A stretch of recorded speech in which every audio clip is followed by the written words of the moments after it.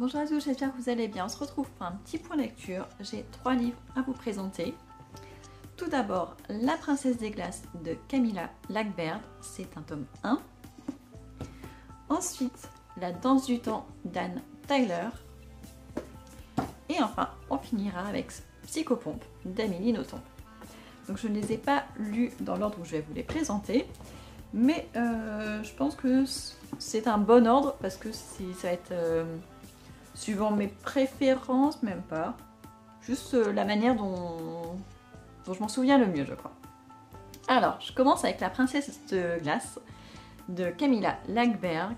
Donc, c'est un polar nordique. C'est une autrice suédoise. L'intrigue se passe en Suède, dans une petite ville sur la côte ouest de la Suède, donc un ancien port de pêche. Une petite ville qui s'appelle Fjällbacka. Je vais essayer de m'en souvenir pour plus tard. Donc dès le départ, on a une jeune femme qui est retrouvée morte chez elle.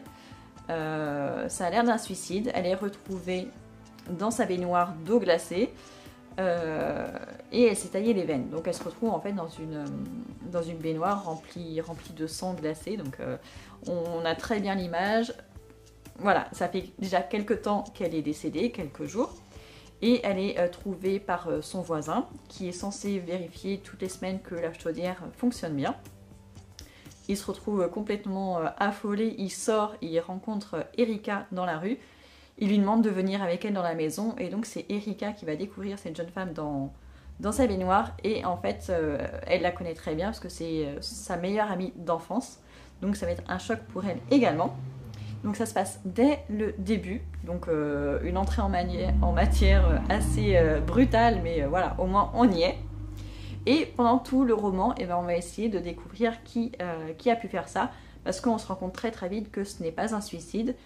Et donc il va falloir interroger les voisins, fouiller dans sa vie, voilà, fouiller dans la vie de la famille pour voir qui a pu commettre ce crime. Alors c'est un tome 1, je ne le savais pas au début quand je l'ai pris à la médiathèque, j'ai eu beaucoup de chance, parce que, alors on sent très bien que c'est un tome 1, après j'ai pas encore lu la suite, donc peut-être qu'ils se ressemblent tous, mais en tout cas dans celui-ci, l'intrigue est quand même assez longue, il ne fait que 400 pages, mais j'avais l'impression qu'il en faisait beaucoup plus, parce que tout se déroule assez lentement. En plus on a beaucoup de personnages. On a Erika, mais on a toute la famille de la personne qui est retrouvée morte. On a beaucoup d'habitants de la ville. On a les policiers également. Donc ça fait vraiment beaucoup de personnages. Mais globalement, on s'en sort parce que c'est par phase. Un moment, on va avoir que les gens de la famille. Un moment, on va avoir que les policiers. Donc voilà, ça se mélange pas trop.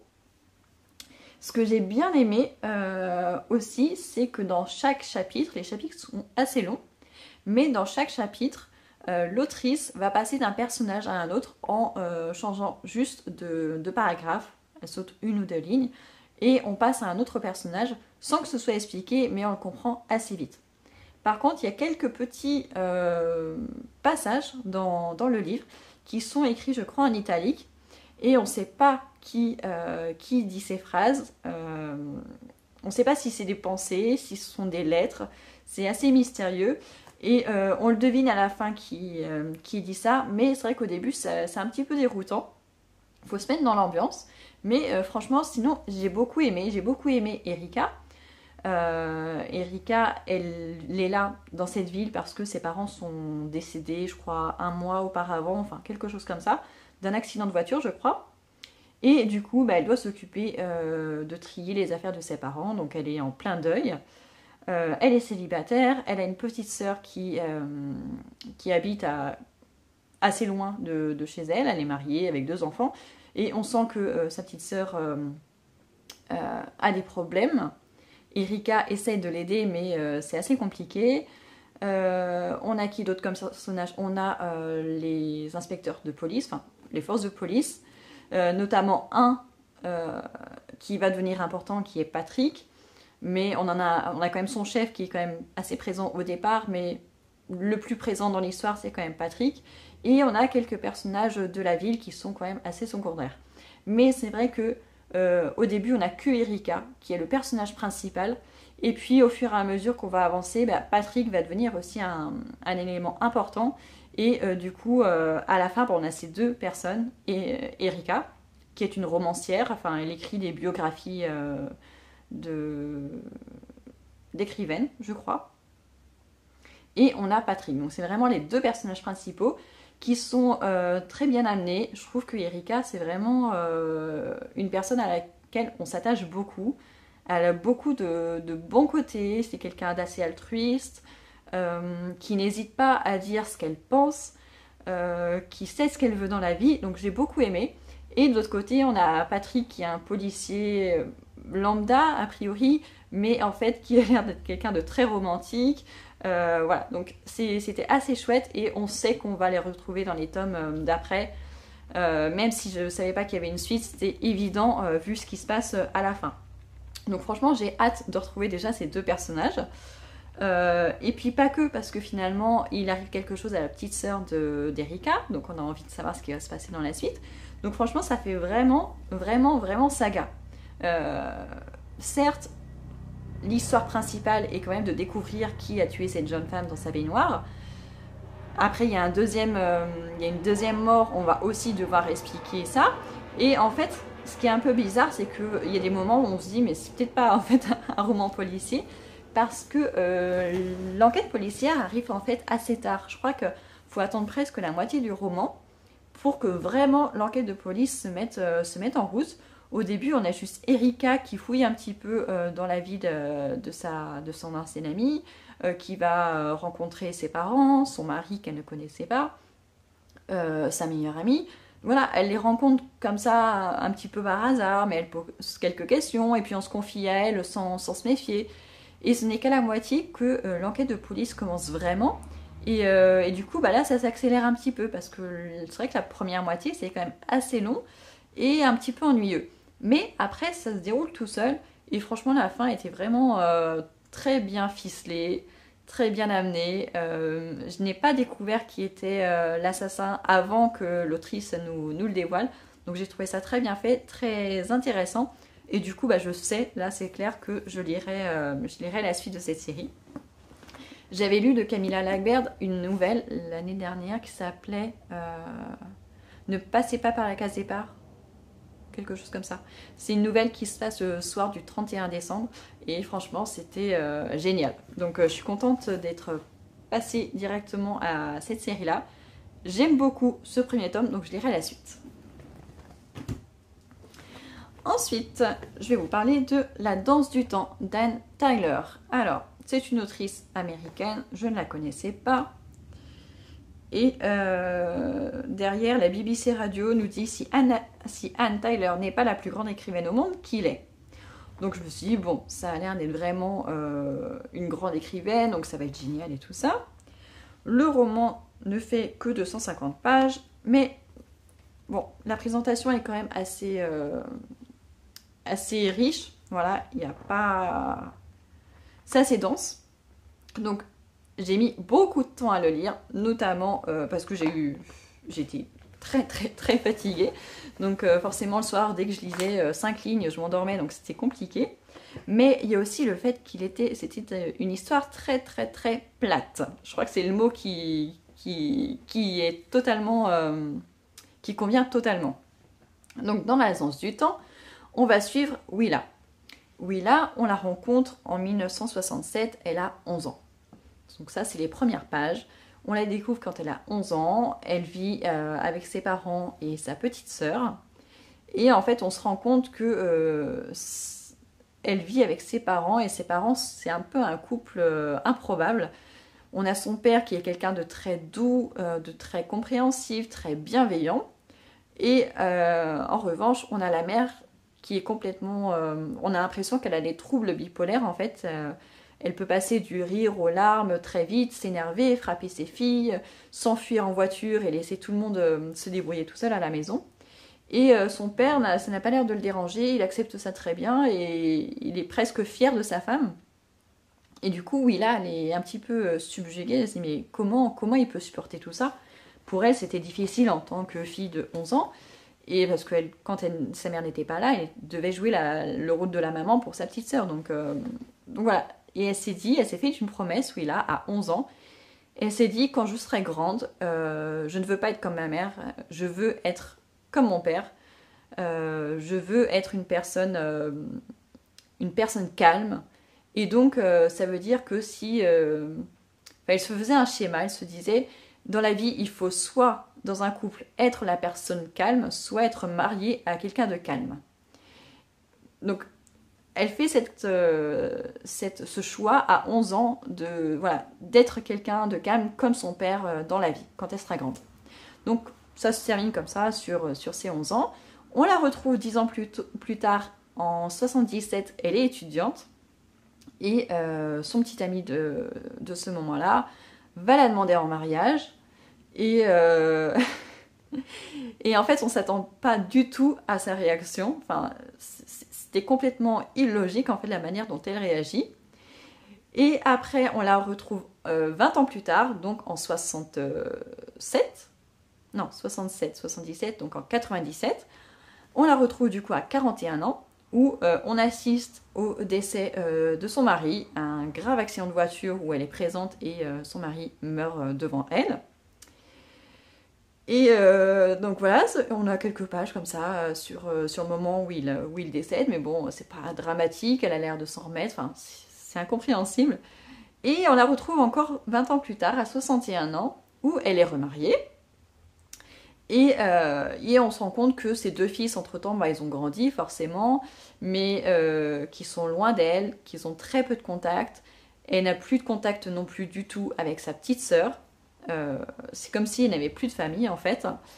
Et à 61 ans, en fait, on se rend compte qu'elle n'a pas vraiment une vie, qu'elle s'est laissée couler, porter, qu'elle n'a jamais en fait de choix par elle-même, elle s'est juste laissée porter. Elle a été la personne qui avait décidé d'être à 11 ans, en fait, d'être la personne calme sur qui les gens peuvent se reposer, mais qui ne prend pas de décision pour mener sa propre vie. Et à 61 ans, elle reçoit un coup de fil qui lui dit que une certaine personne qu'elle connaît a besoin d'elle. Et du coup, même si elle ne connaît pas la personne, elle y va quand même. Et voilà.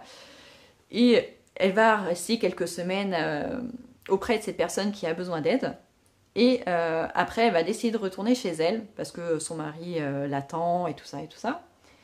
Et au moment de retourner chez elle, il va se passer quelque chose. À 61 ans, elle va décider de mener sa propre vie. Mais voilà, je vous le résume vraiment de la manière dont je l'ai lu et je l'ai ressenti. En fait, on voyage comme ça dans le temps de la vie de Willa, de 11 ans jusqu'à 61 ans, où elle se laisse porter, elle fait pas de choix. À chaque fois qu'il y a une décision à prendre, elle se laisse porter.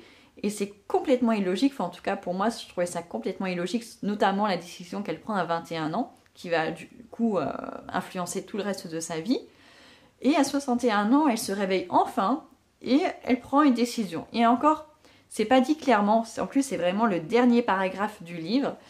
Et c'est plutôt suggéré, mais c'est vraiment pas dit. Donc ça pourrait très bien être juste un rêve, quelque chose qu'elle envisage, mais pas forcément qu'elle va faire. Donc tout le long du roman, en fait, j'aurais pu abandonner, mais je me suis dit, si on nous raconte ça, c'est bien qu'il va se passer quelque chose au bout d'un moment. Donc je me dis, il faut que j'aille jusqu'à la fin pour savoir si vraiment elle va changer quelque chose, si elle va enfin prendre une décision, si elle va se réveiller, ou voilà, il faut que je sache ce qui va se passer à la fin. Donc j'avais quand même envie de savoir ce qui se passait, mais franchement, c'était long. Vraiment, vraiment long. Même mon mari, hier soir, il m'a demandé, mais il m'a dit, ça fait longtemps que tu m'as pas parlé de livres que tu lisais et tout ça. Je dis, bah c'est normal parce qu'il se passe rien. C'était plat, enfin c'était vraiment vide. C'est vraiment quelques instants de vie à chaque fois, avec 10 ans, 20 ans d'intervalle, donc c'est long. Mais en même temps, comme il se passe rien dans sa vie, et ben finalement c'est peut-être les seuls moments qui étaient intéressants dans sa vie en fait. Donc voilà, donc ça fait un peu Desperate Housewives, mais avec une vie complètement vide. Donc j'ai trouvé ça un peu... c'est court, 250 pages, mais en fait ça aurait pu être encore plus court parce qu'il se passe vraiment pas grand chose. Donc voilà. J'ai quand même passé un bon moment de lecture, comme je vous disais, j'avais quand même envie d'aller jusqu'à la fin pour savoir ce qui se passait. Donc c'est bon signe.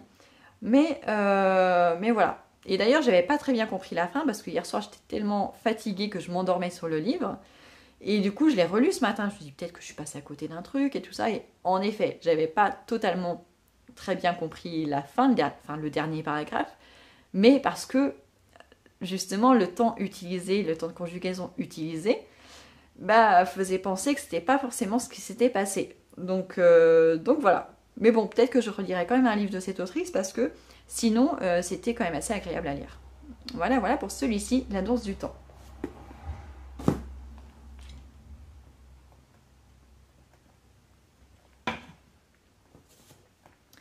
Et enfin, je termine avec Psychopompe d'Amélie Nothomb. Donc je crois que c'est son dernier qui est sorti chez Albin Michel. Alors, d'ailleurs j'en profite, quand je vois ces deux couvertures, j'adore ces romans avec ces couvertures avec un cadre blanc. J'adore, je trouve ça vraiment très classe. Et là, les deux ont un ton bleu sur un cadre blanc. Je trouve ça trop beau. Ceci dit, alors, la quatrième de couverture, ici, c'est simple, c'est écrire, c'est voler. Voilà. Donc, dans ce livre, Amélie Nothomb nous parle encore d'elle. Moi, c'est mon premier livre de cette autrice, mais bon, c'est vrai que j'en ai quand même beaucoup entendu parler dans les médias les années précédentes. Même si je regarde plus la télé par le passé, j'ai quand même pas mal regardé. Et honnêtement, déjà, ce que je peux dire, c'est que je préfère largement la lire plutôt que de l'écouter parler en interview. Déjà. Ça se lit très vite. Ça fait quoi, 150 pages? Ouais. Ça se lit extrêmement vite parce que comme vous voyez, c'est quand même très aéré. La mise en page. Voilà, ça se lit tout seul. Après, il n'y a pas vraiment d'histoire en fait. Elle nous parle d'elle. Elle revient sur son enfance, les premières années qu'elle a passées au Japon, où elle se sentait très bien, elle était très bien entourée. Et très jeune, elle nous raconte qu'elle s'est intéressée aux oiseaux, à différents types d'oiseaux, qu'elle était fascinée par les oiseaux pour plein de raisons différentes. Et tout au long de la vie, à chaque fois qu'elle va déménager dans un autre pays, puisque son père était diplomate, ils ont beaucoup voyagé, partout où elle passait, forcément la faune change, donc les oiseaux ne sont pas les mêmes d'un pays à un autre. Et à chaque fois, elle va s'intéresser à certains types d'oiseaux. Et du coup, ça va la suivre toute sa vie. Parce qu'en plus, toute sa vie, elle s'est toujours sentie différente des autres. Et elle avait plus l'impression d'être proche des oiseaux que des autres êtres humains, en fait. On va apprendre aussi qu'il y a eu un élément qui a été très choquant pour elle, je crois quand elle avait 12-13 ans, quelque chose comme ça, au Bangladesh. C'est pas très explicite, mais j'en avais entendu parler dans une interview, donc j'ai compris ce qui s'était passé. Et du coup, ça va avoir des répercussions sur sa santé parce qu'elle va devenir anorexique, etc. Donc ça va enclencher pas mal de soucis par la suite. On apprend aussi que quand elle arrive à 17 ans en Belgique, en ayant parcouru le monde entier, elle revient en Belgique parce qu'elle est d'origine belge, et qu'elle doit faire ses études en Belgique. Elle se sent complètement exclue, en fait, elle ne se sent pas à sa place au milieu des autres étudiants. Elle a l'impression d'être en parfait décalage, ce qui est totalement compréhensible, étant donné la vie qu'elle a menée auparavant. Ça va être quand même assez difficile, et par la suite, elle revient au Japon. Et à part les oiseaux, elle nous parle de quelque chose aussi qu'il a... qu'il la travaille dans le sens où ça la questionne depuis assez longtemps. C'est pas forcément la vie après la mort, mais le fait de pouvoir parler à des esprits qui sont morts, soit récemment morts depuis plus longtemps. Visiblement, elle a eu des expériences où elle a réussi à entrer en contact avec des morts. En fait, c'est pas le fait d'avoir parlé avec des morts, mais plutôt d'avoir ressenti leur présence, d'avoir entendu leurs paroles en fait en elle. Je saurais pas trop l'expliquer. Mais du coup, il y a de ça aussi dans cette histoire. On commence avec les oiseaux et on finit avec cette histoire de parler avec les morts. Donc je savais qu'Amélie Nothomb était quelqu'un d'assez mystérieux et assez bizarre pour moi. Et ça se révèle aussi dans le livre, mais franchement, je préfère la lire que l'écouter parler. C'est très facile à lire, c'est pas pompeux, c'est assez simple.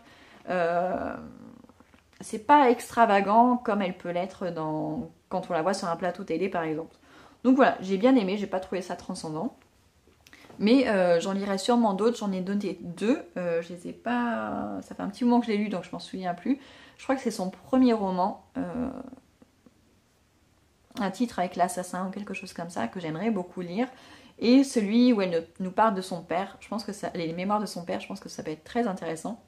Donc voilà, je commencerai sûrement par cela si je relis du Amélie Nothomb. Voilà, voilà. Donc n'hésitez pas à me dire si je vous ai donné envie de les lire. Notamment celui-ci, je vous le conseille si vous ne l'avez pas encore lu. Mais bon, il y a une grande chance que vous l'ayez lu parce qu'il est sorti il y a quand même longtemps. Il est sorti en 2008, je crois, chez Actes Sud.